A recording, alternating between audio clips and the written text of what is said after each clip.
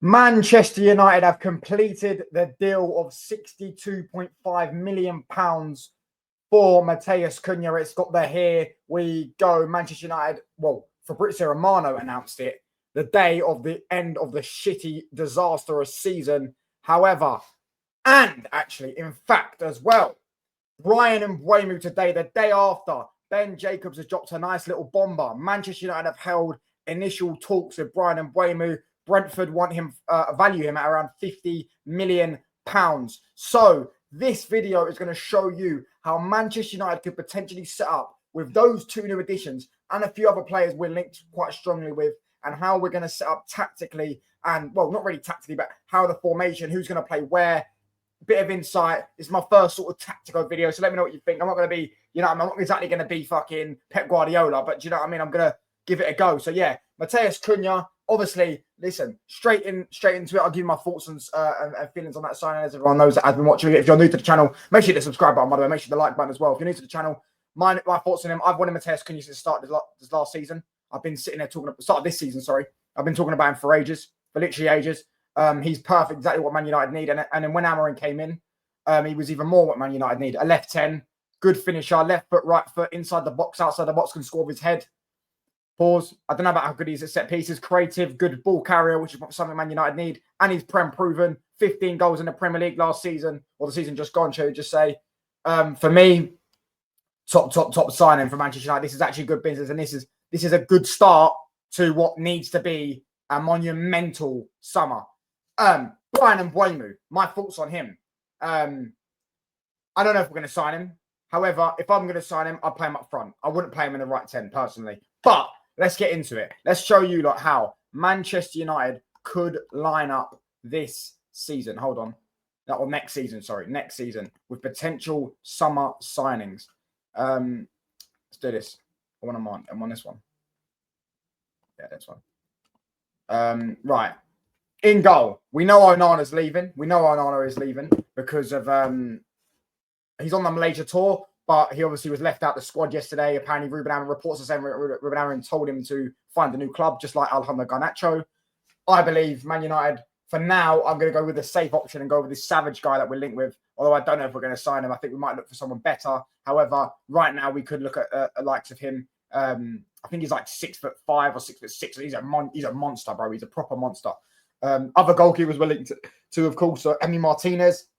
But I don't see why Emi Martinez would leave. Not that he would leave Aston Villa for Man United. I can see that. But I don't see why he would.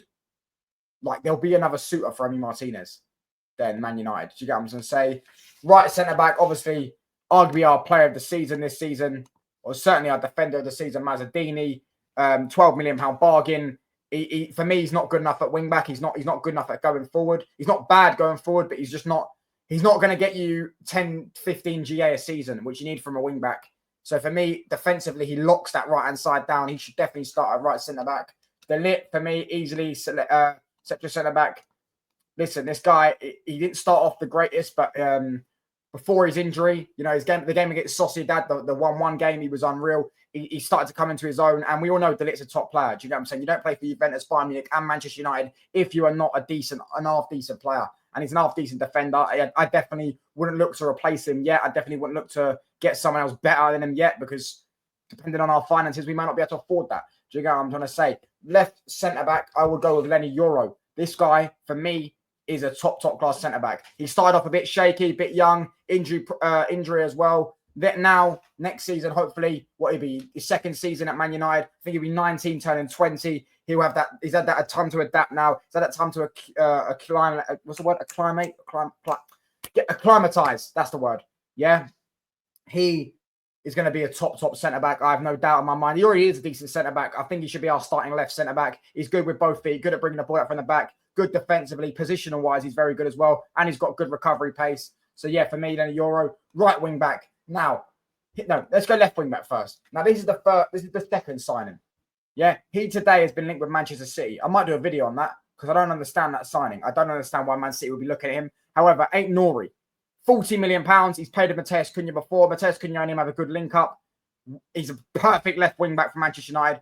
We desperately needed a left wing back. We desperately need another wing back. Why on earth we're not all over this deal? I think he's got 1 year left on his deal, but he's also got an extension, also an option to extend it for another year. Why on earth are we not looking at Aït-Nouri? Why on earth are we not all over this deal? We've been linked with him, but I don't know if that's just paper talk or that's genuine interest. He is the perfect left wing back for Manchester United to take us forward next season. Right wing back, Amad Diallo. Yeah, Amad Diallo. Very, very simple. Yeah, and I tell you why. I'm going to get onto that. Yeah, I'll tell you why. At the moment in time, obviously, I like Amad. I wouldn't mind putting him in the right 10, by the way. He can play right 10, right wing back. The odd game you put him at right 10, the odd game you might put him at right wing back. Depending on what the manager does, depending on the situation, depending on who we're playing. Yeah, but currently I would like to see him with the new signings, the new additions we're making, put him at right wing back. An attacking right wing back is just what Man United need. Whether he does well there, I don't know. Maybe we have to move him back into the right 10 because we've seen him have a few bad games at right wing back. We've also seen him have a few good games at right wing back. So we'll have to wait and see. Midfield, though, this is another signing that we are linked with, and I do think we're going to get this one over the line. I really do think we're going to get this one over the line. Edison of Atalanta, linked with Manchester United, Manchester City, and Juventus. However, Manchester City are obviously going to sign Reinders instead. He's probably on the Man City radar, but they've obviously got Gonzalez they already spent money on, and Reinders will be another player they could do with him, don't get me wrong. Juventus, I believe, are too focused on spending 80 million on Osimhen, and they're also looking at Gyökeres as well, and Højlund as well, by the way. But yeah, for me, I think if Atalanta are a selling club, they will probably sell him this summer. £60 million or 60 million euros is what they're quoting. I believe Manchester United will fund this deal by selling some players and get it over the line because he's exactly what Man United need. Good ball carrier, not amazing on the ball. He's not bad on the ball, but he's a good ball carrier. Runs with it, runs with the ball well, strong, good in a tackle. Do you know what I'm saying? He's not the greatest midfielder in the world, but he's definitely a decent midfielder, and he's definitely a massive, massive upgrade on the likes of Ugarte, Eriksson, Collier. Do you know what I'm trying to say? These types of players, and he would definitely bolster that Manchester United midfield. Now, this one's a tricky one because does Bruno Fernandez stay? I'm going to go with an imaginary world where Bruno Fernandez does not stay, and let's say we sell him to fund some other deals and stuff like that. I believe Man United could try this next season. Because, listen, Kobbie Mainoo, already reports have come out this season about the end of the season that Man United are going to focus on Kobbie Mainoo's fitness and try and get him in a bit of shape. If you look at him from this season to last season, yeah, it's night and day. Man United, either he's bulked up too much digestives, because we know he said he loves digestives, or Man United have put him on a stronger diet and tried to get him bulked up a bit. For me, yeah, night and day between him and the season before when he was a skinny. Do you know what I'm saying? He had good strength, but he was still skinny. Do you get what I'm trying to say? And that time of midfielder needs to come back. Even maybe it is the injury as well. Maybe the injuries have affected him. I do think that. But I remember watching him come on against Newcastle. We were 2-0 down in 20 minutes. He come on for Xerxes. Remember, Xerxes got booed. And he obviously, I'm not going to say changed the game because he still lost the game 2-0. However, we should have actually got back into that game. Casemiro missed a sitter, Højlund missed a sitter, De Ligt hit the post. We had good chances in that game. The problem is, and that was all from him being, and bearing in mind, Newcastle midfield is very good. Bruno Guimaraes, Joelinton and Tonali are a very, very good, structured, strong midfield. And he absolutely gave him a footballing lesson at times in that game. Obviously, at the end of the day, we lost the game, so it is what it is. But I would like to see him next season. If we're going to keep him and sell Bruno, I would like to see Kobbie Mainoo. I think he needs to cut down on the weight. I think he needs to slim himself up, get a bit of that agility back, get a bit of that he's not really ever had speed in it. Do you get what I'm trying to say? And then we can see what we could do, mold him into that midfielder. And someone like Edison next to him, I believe you'll have a decent partner there. Now, the front three. We know Man United need a whole new attacking front line. Obviously, Matheus Cunha, I've just spoken about him. He's done, deal dusted. Number 10, the new number 10 for Manchester United, and he will start at the left 10 position. Striker, I believe Man United are going to get the lap. I know there's other rumours. Gyökeres has apparently been reported today by Florian Plettenberg that Man United, Gyökeres to Man United is completely not completely done, but it's basically almost practically done. No, sorry. The deal can't happen. I've read that wrong. The deal can't happen. Do you get what I'm trying to say? Mateta is just, I think, we would link with him, the odd link, but I don't think United are going to look for him. He's 28 or 27 or something like that. I think Delap has got higher potential, and I think currently Mateta is better than him. So yeah, I would say Delap. I think Man United will get Delap. I think Chelsea will go for a better striker now they have Champions League football. And I think, yeah, £30 million, Man United will be all over that. Delap's not a bad striker at all.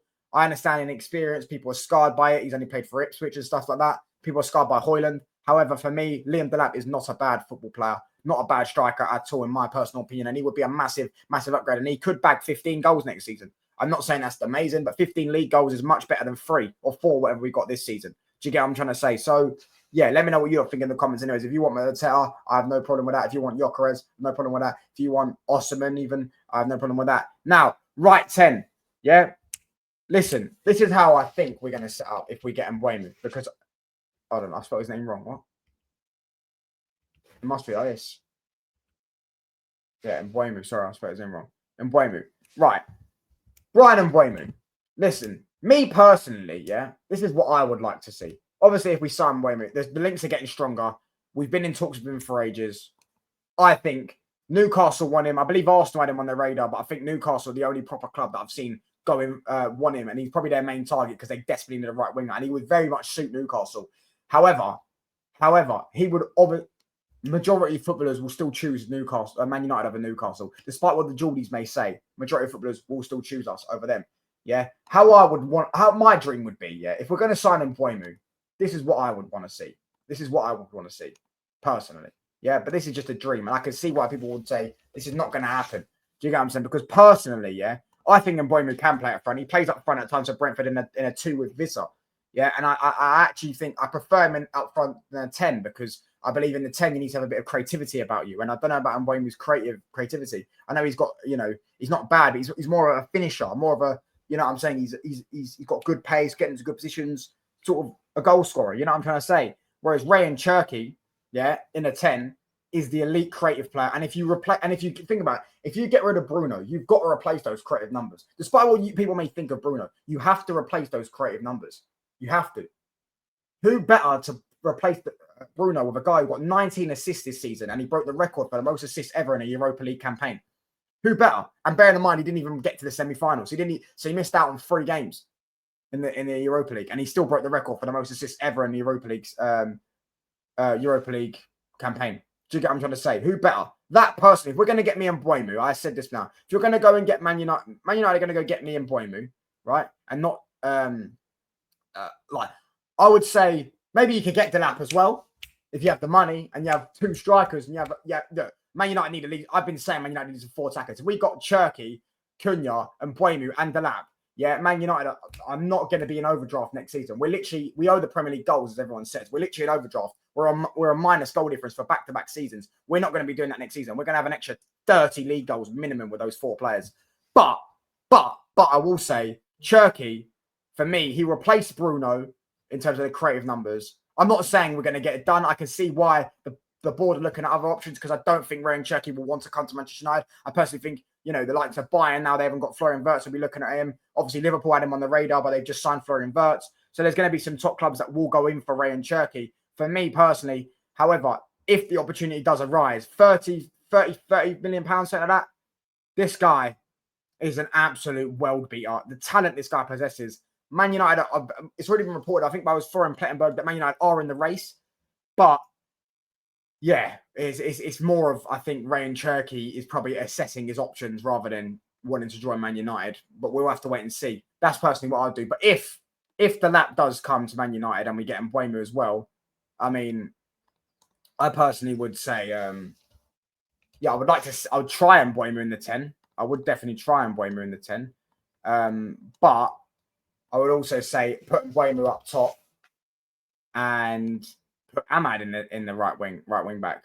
Do you get what I'm trying to say? Do something like that. Obviously, ignore the lap for now and just do that. Like have a front 3 of Cunha and Mbeumo and Ahmad. I think that's a solid front 3. Let me know what you lot think in the comments, anyways. But yeah, that's a little how Man United could set up next season with rumored players that we're going to sign. We've already signed Matheus Cunha. Hit the sub button. Let me know what you lot think in the comment section below. And I'm out, people.